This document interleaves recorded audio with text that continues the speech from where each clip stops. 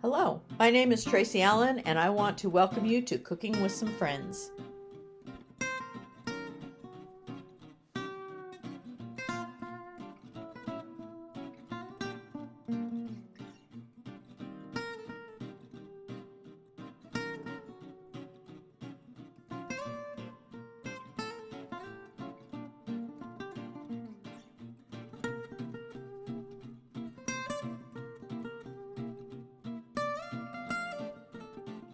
Hello and welcome to Cooking with Some Friends. Today we're going to try something a little bit different and we're going to make a taco ring and we're going to have it ready in a snap. The first thing we're going to do is we're going to brown a pound of hamburger that we've added salt and pepper and a quarter of an onion. To our browned and drained hamburger mixture, we're going to add a package of taco seasoning and a half cup of water and let it simmer 4 to 5 minutes. We let our seasoned taco meat brown, cool, and we just cooled it slightly. Now we're gonna add a cup of cheese and stir that in before we move on to the next step. You take 2 rolls of crescent rolls, you form a sunshine shape in the middle of a piece of parchment on a baking sheet, and you put a spoonful of your meat filling in, and then you're gonna roll and tuck, and you're gonna continue to do this all the way around the circle. Our taco ring is ready to go in the oven at 375 for 20 to 25 minutes. After your taco ring bakes for 20 to 25 minutes, you add your favorite toppings as you would any taco, and then you serve. That's all there is to it. It's supper in a snap.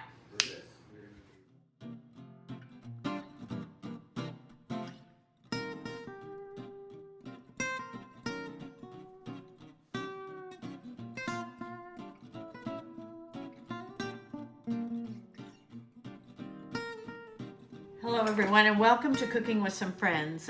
It's been kind of a crazy time here. We just got off vacation. I had a great time going to the North Shores, Wisconsin Dells, those kinds of things, but there's always stuff to take care of once you get home. We have some stuff going on with family, and so I'm going to cook up some things for that, so I thought I'd share those recipes with you. The first recipe I'm going to share though is for an apple cake, and there was a method to why I'm doing this cake, or real reason. We made a bunch of moonshines while we were at my cousin's house, and I had leftover Honeycrisp apples. And if you've seen any of my videos, when I cook with apples, normally I use Granny Smith. So I was looking for a way to use up my Honeycrisp apples, and I decided I would make an apple cake with them because it requires a little more mellow apple, one that will soften up pretty fast. And so that's what I'm making. I've preheated my oven to 350. I've sprayed my 9x13. In the foreground, you can see my husband etched for me a new trivet. So I'm loving that. So I have that out for when my cake comes out of the oven. But we're going to start with some wet ingredients in a bowl, and then we're going to do some dry ingredients and then combine the two. So in my bowl, I have a half a cup of butter, which is 1 stick that I've melted. And to that, I'm going to add my sugar, and it calls for 2 cups of sugar that I've already measured. A piece of paper in there. And it calls for 2 eggs.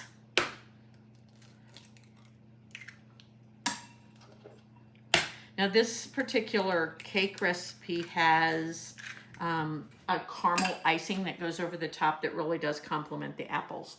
So it also requires some vanilla, and I'm going to use some of my homemade vanilla in this one because it calls for a more pure vanilla than sometimes you get in store-bought vanilla. So I'm going to do 1 teaspoon of vanilla. That store-bought, as long as you do pure vanilla. If you're going to use extract, maybe just add a pinch more of it. And so I'm going to whisk these together. I've got a whisk over here. I've got all my ingredients out. So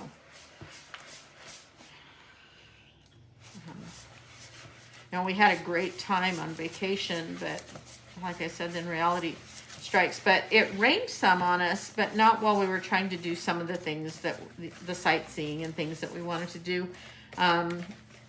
And we really needed the rain here at home, so we were really thankful that it kind of followed us home.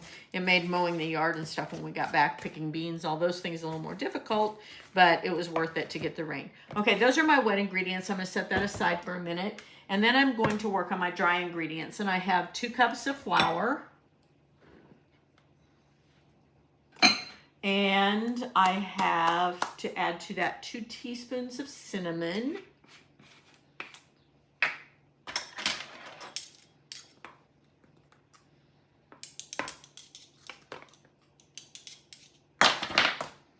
And I'm going to put in there a teaspoon of baking soda. We use baking soda for a lot of different things, not just cooking, so it's handy to have a big bag. Maybe a little bit more. I didn't quite measure very accurately on that one. Okay, that out of the way. And I'm going to put in a 1/2 teaspoon of salt. My little spoons are a 1/2 teaspoon. And I'm going to put in a 1/2 teaspoon of nutmeg.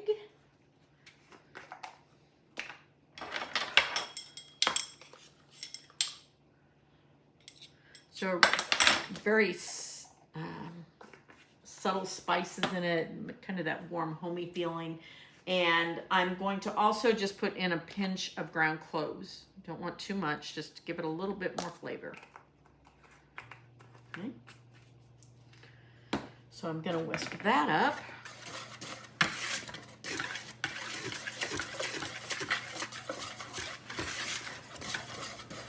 And then I'm going to gradually add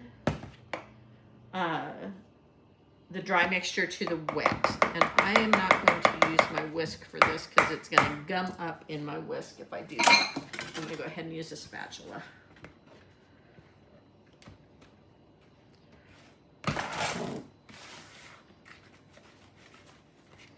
Now this batter will almost be the texture of cookie dough so it's really thick. But the juices, it needs to be, because the juices from the apples as they cook down, the kids are gonna come through the door. Hi, Noah. I'm doing a video on my phone. What do you do? I'm doing a video on my phone. I'm making an apple cake. Oh. No. Oh. That must be really fun. Yeah. So what are you guys doing? Daddy just had to run here for a minute. Yep. We're gonna go get some fireworks, aren't we? Yep. At noon. Yes. Did you get my message? Oh, you're not them. Some more of my grandkids coming in. Guys, I'm taping, so.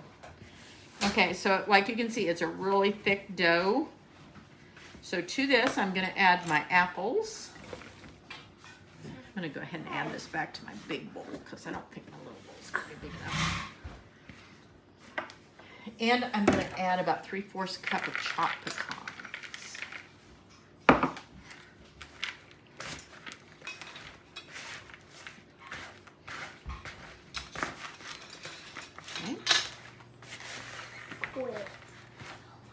All of this is going to go in my 9x13 pan. Hey, guys. Shh. And I'll spread that out evenly.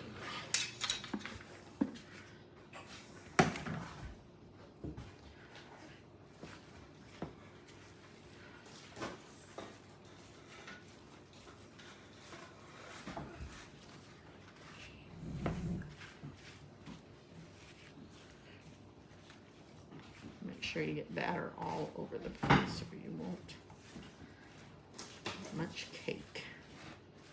Okay, then I'm gonna get that spread out and I'll put it in my 350-degree oven for 45 minutes. Okay, so we're back and my apple cake is done. It's cooled. I let it set overnight because we had other things going on. So now I'm gonna make the caramel icing that goes on top of that. And I've started with, I have a 1/2 cup of butter that's room temperature. And so that's 1 stick. And I'm gonna add to that a 1/2 cup of caramel sauce. Now you can make your own caramel sauce if you want to, but it's just easier to use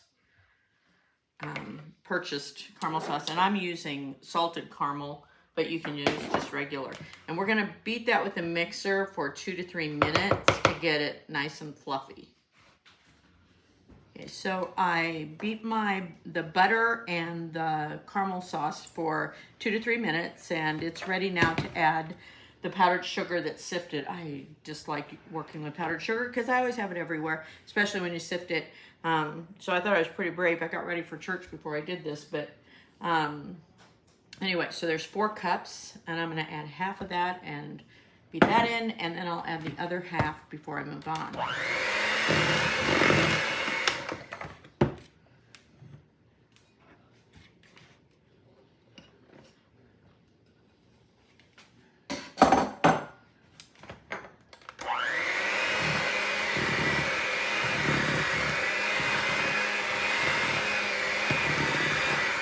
I'm going to be using my homemade vanilla again because you want a pretty pure vanilla for this, just like you did the cake. So I'm going to add a tablespoon of that to my icing. And it's really getting time to either add more alcohol to the top of this or discard my vanilla beans. You can see they're exposed a little bit, but I can do either one. So tablespoon of vanilla, and then I'm going to start with about 3 tablespoons of heavy whipping cream, and I can add more if I think the consistency needs it.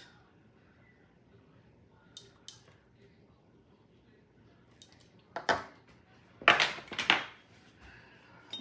the lid back on that in case I bump it.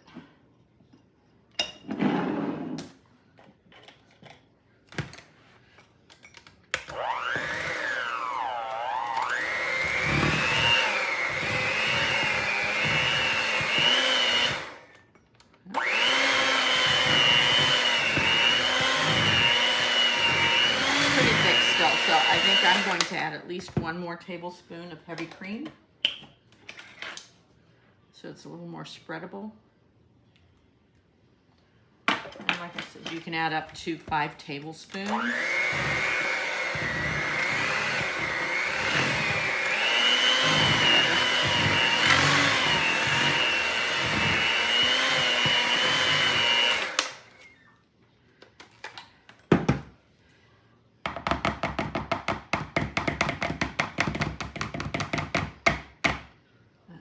This icing works well for other things, other cakes too, but it's really a simple recipe. Okay.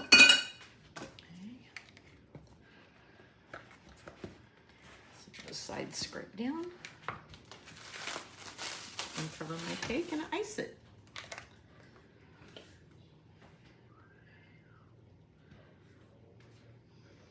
smell all those spices.